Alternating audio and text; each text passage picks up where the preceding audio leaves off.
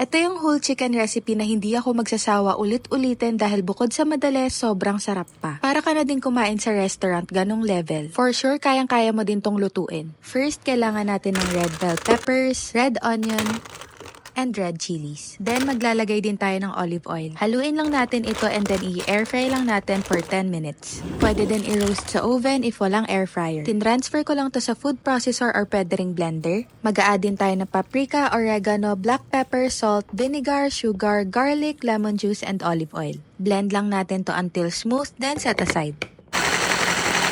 For our chicken, gumamit ako ng whole chicken from Bounty Fresh. Isa-spatchcock lang natin to. Then, lagay na natin yung sauce na ginawa natin kanina. Nagtabi na rin pala ako ng 1/3 cup nito para sa dipping sauce. Marinate lang natin to for at least 1 hour if nagmamadali. If hindi naman, mas okay if overnight. I-air fry lang natin to and make sure na binabase nyo nung natirang marinade every 10 minutes. Serve and enjoy, kaya try nyo na!